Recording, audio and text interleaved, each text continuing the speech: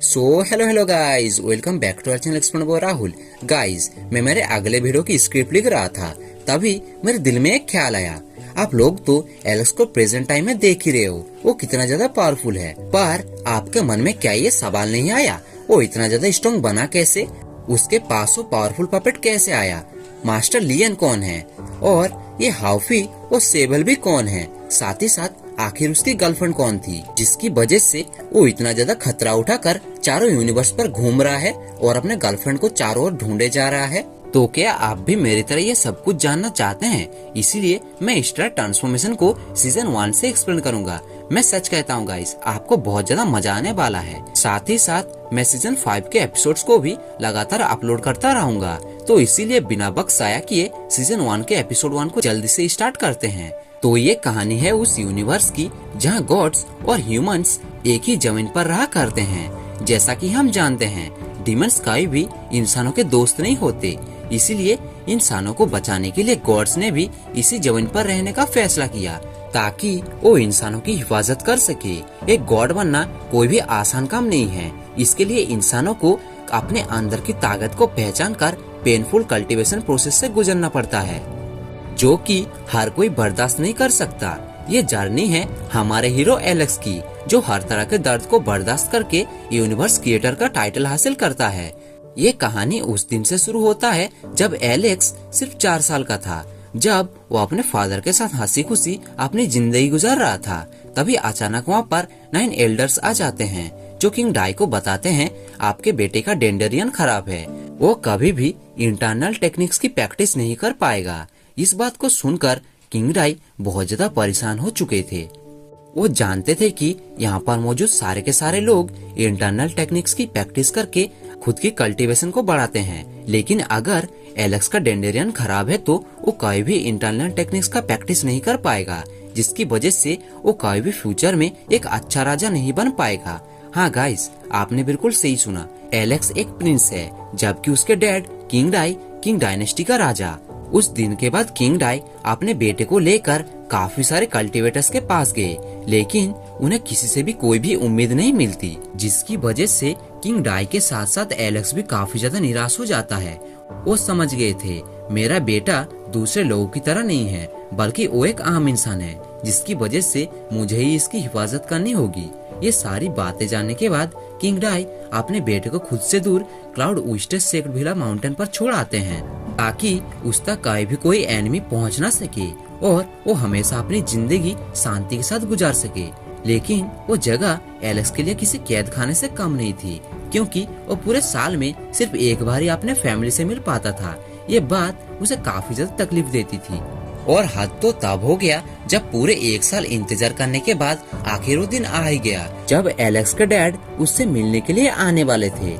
ये सोचकर तो वो खुशी के मारे पूरे भिला पर इधर उधर दौड़ने लगता है।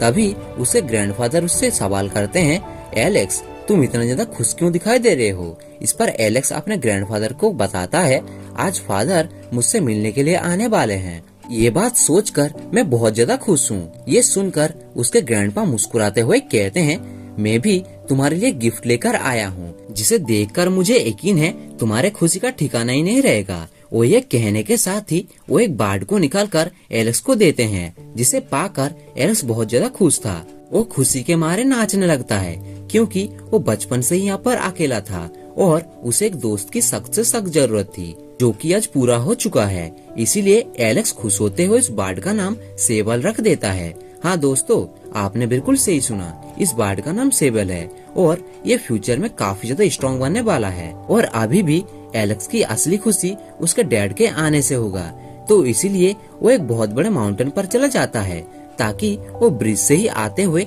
अपने डैड को दूर से ही देख सके। जहाँ सेबल के साथ इंतजार करते हुए दिन से शाम हो जाता है, लेकिन उसके फादर अभी तक नहीं आते। ये बात उसे बहुत ज्यादा परेशान कर देता है। वो कहता है कि आज पूरा 1 साल गुजर गया, लेकिन मेरे डैड मुझसे अभी तक मिलने के लिए नहीं आए, जिसका मतलब मुझे एक और साल इंतजार करना पड़ेगा। वो ये बात सोचकर काफी ज्यादा निराश हो जाता है। अगली सुबह वो सेबल के साथ खेलने के लिए जंगल पर आ जाता है, क्योंकि वो सेबल को उड़ना सिखा रहा था। पर सेबल के लिए करना बहुत ज्यादा मुश्किल था, क्योंकि अभी तक उसके पंख बहुत ज्यादा छोटे थे। तभी अचानक इन दोनों को किसी का आवाज सुनाई देता है, जिसे सुनकर तो एलेक्स फौरन से उसकी ओर दौड़ना स्टार्ट कर देता है। वो समझ गया था वहाँ पर जरूर कोई मुसीबत में है। जहाँ पहुँचते ही वो देखता है कि दो बच्चों को एक ट्री वुल्फ खाने की कोशिश कर रहा है। उस वुल्फ को इन बच्चों का शिकार करते हुए देखकर एलेक्स बिना कुछ सोचे समझे फौरन से उस डीमन वुल्फ पर अटैक कर देता है, जिससे टकराकर उसने उसे दूर भगा दिया था। ऐसा सिर्फ उसे लगता है, असल में वहाँ पर मौजूद एसेसेंस जो एलेक्स का हर वक्त प्रोटेक्ट कर रहे थे, उन्होंने ही उस डीमन पर हिट करके उसे यहाँ से दूर भगा दिया था। और इन एसेसेंस को एलेक्स के ग्रैंडपा ने ही एलेक्स को प्रोटेक्ट करने के लिए भेजा था। अब यहाँ पर उन दो भाई बहन ये समझ रहे थे एलेक्स बहुत ज्यादा स्ट्रॉन्ग है, इसीलिए वो दोनों एलेक्स के दोस्त बन जाते हैं। इधर हम देखते हैं कि एलेक्स का टकला उस डीमन को हिट करने की वजह से काफी ज्यादा फूल चुका था। इसके बाद एलेक्स उन दोनों के साथ उनके विलेज चला जाता है, जहाँ पर ये तीनों मिलकर उस दिन को बहुत ज्यादा एंजॉय करते हैं। जबकि एलेक्स को तो बस इसी बात की खुशी हो रही थी कि आज से वो अकेला नहीं रहेगा। उसके बेकार जिंदगी में आज का दिन बहुत अच्छा था। तभी वहाँ पर एलेक्स के अंकल अपने टाइगर पर सवार होकर एलेक्स के पास आ जाते हैं, जो कि एलेक्स से कहते हैं तुम्हारे भाई तुमसे मिलने के लिए आए हैं। ये सुनकर तो एलेक्स बहुत ज्यादा खुश हो गया था और वो अपने अंकल के साथ टाइगर पर सवार होकर फटाफट अपने भाइयों से मिलने के लिए चला जाता है। इसके दो बड़े भाई थे, जिनमें से बड़े का नाम किंग फैन और छोटे का नाम किंग जैन था। वो एलेक्स के साथ काफी ज्यादा मस्ती करते हैं। वो दोनों भाई इतना ज्यादा बिजी होने के बावजूद भी एलेक्स से मिलने के लिए आए थे, जिस बात से एलेक्स बहुत ज्यादा खुश था। यहाँ वो दोनों एलेक्स को बताते हैं असल में डैड डीमन से फाइट करने में काफी ज्यादा बिजी हैं, जबकि हम भी अपने डैड की मदद कर रहे हैं। यही वो वजह है जिसकी वजह से किंग डाई अपने बेटे से मिलने के लिए नहीं आ पाए, क्योंकि उनके कंधों पर बहुत बड़ी जिम्मेदारी है। उनको कुछ भी करके डीमन से इंसानों की हिफाजत करनी होगी, जबकि किंग फैन और किंग डाई अपने डैड की साथ दे रहे थे। इसलिए वो दोनों एलेक्स से कहते हैं कि हमें माफ करना भाई, हम यहाँ पर रुकना तो चाहते हैं पर यहाँ पर रुक नहीं सकते। आज की रात गुजारने के बाद हम यहाँ से चले जाएंगे, क्योंकि बॉर्डर पर डैड हमारा इंतजार कर रहे हैं। और बिल्कुल ऐसा ही होता है। अगली सुबह होने के साथ ही वो दोनों भाई वहाँ से चले जाते हैं, जो बात एलेक्स को काफी ज्यादा उदास कर देता है। वो आज के दिन अंदर से पूरी तरह से टूट चुका था। उसे लगता है कि शायद डैड को मेरी जरा से ही परवाह नहीं है, क्योंकि वो जानता था उसका मेंडेरियन ब्लॉक है और वो इंटरनल टेक्निक की प्रैक्टिस नहीं कर सकता था, जिसकी वजह से उसके डैड को लगता है कि वो बिल्कुल बेकार है। लेकिन ये बात सच भी थी। वो ये बात जानता था, ना तो मेरे पास इतना ज्यादा ज्ञान है और ना तो मेरे पास उतना ज्यादा ताकत कि मैं एक तलवार को अच्छी तरीके से इस्तेमाल कर सकूं। और अगर मुझे ये सब करना नहीं आता तो डैड मुझे अपने साथ क्यों रखेंगे। यहाँ उसे अपनी प्रॉब्लम्स तो मालूम था, पर उसे उसका सॉल्यूशन नहीं पता था।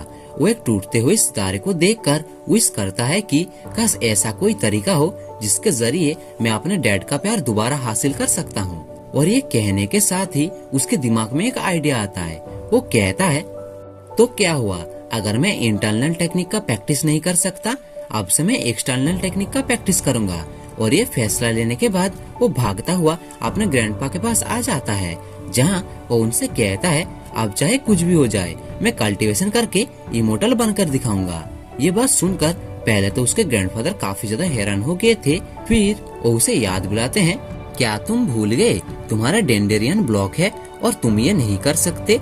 जिस पर एलेक्स उन्हें बताता है मैं एक्सटर्नल टेक्निक की प्रैक्टिस करूंगा, जिसमें मेंडेरियन की कोई भी जरूरत नहीं है, क्योंकि मेंडेरियन का काम होता है इंटरनल एनर्जी को स्टोर करना, जबकि मैं उस एनर्जी को अपने बॉडी के बाकी पार्ट्स में स्टोर करूंगा, जबकि मेंडेरियन का इसमें कोई भी लेना देना नहीं है।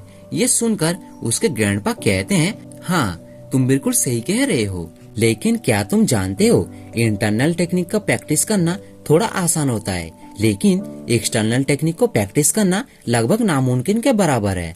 और तुम तो एक इमोर्टल बनना चाहते हो, जबकि तो तुम जानते हो इमोर्टल बनने के लिए तुम्हें 3 स्टेजेस को पार करना होगा। फर्स्ट स्टेज को पार करना कोई भी ज्यादा मुश्किल काम नहीं है, क्योंकि उसमें सिर्फ कड़ी मेहनत करने की जरूरत पड़ेगी, जिसे तुम यकीनन पार कर लोगे, क्योंकि तुम बहुत ज्यादा मेहनती हो। दिक्कत तो तुम्हारे लिए सेकंड स्टेज पर होगा, जिसे अब तक सिर्फ कुछ ही लोग ही कर पाए हैं। और अगर मानो तुमने वो कर भी लिया तो तुम इमोर्टल लेवल पर पहुंच जाओगे, लेकिन इमोर्टल लेवल को सिर्फ 3 ही लोग पार कर पाए हैं, जिसमें से एक तुम्हारा अंकल फ्रैंक भी है। ये सारे इन्फॉर्मेशन उन्होंने एलेक्स को तो दे दी थी, लेकिन वो यहाँ पर एलेक्स को डिमोटिवेट नहीं करना चाहते थे। इसलिए वो एलेक्स से कहते हैं कि मैं जानता हूँ तुम ये एक दिन ना एक दिन कर लोगे, वैसे भी कोशिश करने वालों की कभी भी हार नहीं होती। अगर तुम्हारा इरादा पक्का है तो तुम एक दिन इमोर्टल बन के अपने डैड को बहुत ज्यादा मदद कर सकते हो। ये सुनकर तो एलेक्स बहुत ज्यादा खुश हो गया था और इसीलिए वो फैसला करता है कि अब चाहे कुछ भी हो जाए, मैं हर हालत में एक इमोर्टल बनकर दिखाऊंगा। इसके बाद नेक्स्ट डे एलेक्स के ग्रैंडफादर किंग डाई को लेटर भिजवा देते हैं ताकि वो एलेक्स के लिए कुछ मास्टर्स को यहाँ पर भेज सके जो कि उसके ट्रेनिंग में मदद कर पाएंगे। वो लेटर मिलने के बाद किंग डाई को बिल्कुल भी यकीन नहीं होता कि उनका बेटा ऐसा कर सकता है, जिसके बावजूद भी वो उनके बेटे को निराश नहीं करना चाहते थे, जिसकी वजह से वो अपने किंगडम में से 10 बेहतरीन मास्टर्स को एलेक्स की मदद करने के लिए भेज देते हैं। अब एलेक्स अपने सामने 10 मास्टर्स को देखकर काफी ज्यादा कंफ्यूज हो गया था। वो समझ नहीं पा रहा था आखिर मुझे कौन से मास्टर से ट्रेनिंग लेनी चाहिए, क्योंकि वो एक साथ 10 मास्टर से ट्रेनिंग नहीं ले सकता था। यहाँ एलेक्स को इस तरह से उलझा हुआ देखकर उसके ग्रैंडफादर कहते हैं कि मैं तुम्हारे लिए ये काम आसान कर देता हूँ। फिर वो उन सारे के सारे 10 मास्टर्स से कहते हैं आप सभी अपने पावर्स का थोड़ा सा नमूना दिखाइए ताकि मेरे ग्रैंडसन को आप में से किसी एक मास्टर को चूज करने में आसानी हो। ये सुनकर वहाँ पर मौजूद सारे के सारे मास्टर्स बिल्कुल ऐसा ही करना स्टार्ट कर देते हैं। उन सभी मास्टर्स की आर्ट्स टेक्निक्स को देखने के बाद एलेक्स वहाँ पर मौजूद मास्टर ली को चूज कर लेता है, क्योंकि वो बहुत ही ज्यादा शांत और फ्लेक्सिबल दिखाई दे रहे थे। पता नहीं क्यों एलेक्स को ऐसा महसूस हुआ था, शायद मुझे मास्टर ली को ही चूज करना चाहिए, क्योंकि वो इन सब में से बेहतरीन थे। यहाँ एलेक्स ने तो अपना मास्टर चूज कर लिया था, साथ ही उसका ग्रैंडफादर उसे एक ट्रेजर बॉक्स देते हैं जिसमें बहुत तरह के स्कूल्स पड़े हुए थे, जिसमें ये सीखा जा सकता था कि किस तरह से आप अपने मैंडेरियन को अनब्लॉक कर सकते हैं। एलेक्स उन स्कूल्स को पाकर काफी ज्यादा खुश होता है, जिनकी मदद से वो बैठकर पूरी रात कल्टीवेशन करता है। लेकिन वो चाहे कितनी भी मेहनत क्यों न कर ले, वो कभी भी अपने मैंडेरियन में एनर्जी स्टोर नहीं कर पा रहा था। उसके पूरी रात कल्टीवेशन करने के बावजूद भी सिर्फ उसे नाकामी का सामना करना पड़ता है। इसके बाद नेक्स्ट डे हम देखते हैं एलेक्स अपने मास्टर से ट्रेनिंग लेने के लिए बड़ी तेजी के साथ ग्राउंड की ओर भागता हुआ जा रहा था।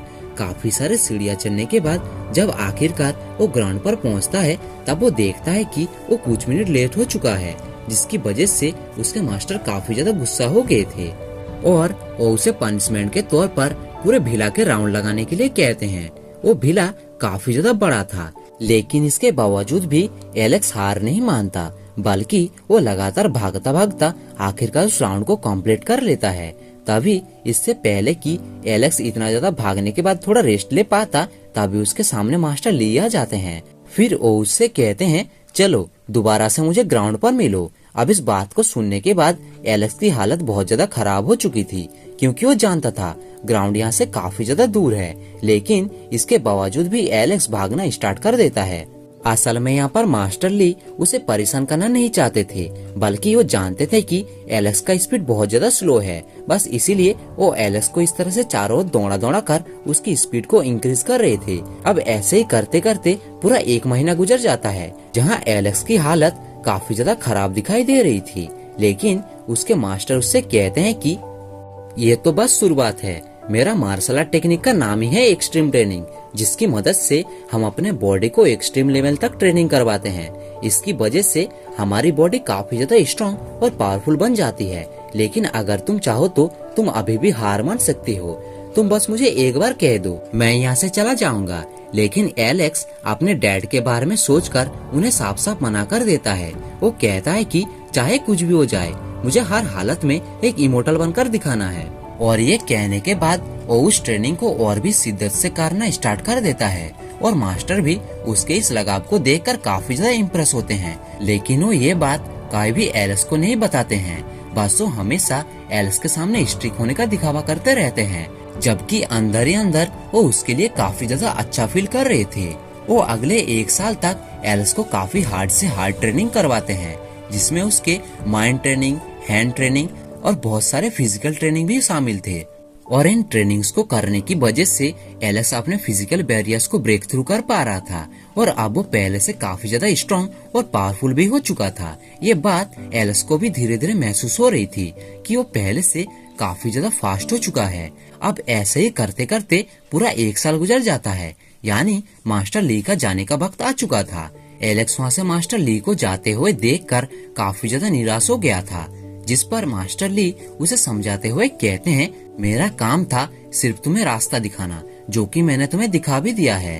अब तुम्हारा फर्ज बनता है तुम उस रास्ते में चलते चलते खुद को और भी ज्यादा स्ट्रॉन्ग करो। मास्टर ली की ये सारे बातें सुनकर एलेक्स बहुत ज्यादा इमोशनल होकर मास्टर ली को गुड बाय कहने के साथ ही कहता है, मास्टर ली, मैं कभी भी आपका सर शर्म से झुकने नहीं दूंगा। यानी कि उसने सख्त से सख्त ट्रेनिंग लेने का फैसला कर लिया था। ये सुनकर उसके मास्टर काफी ज्यादा खुश होते हैं और इसी के साथ ये एपिसोड यहीं पर एंड हो जाता है। तो मिलते हैं इसके नेक्स्ट एपिसोड पर, तब तक के लिए टाटा बाय बाय।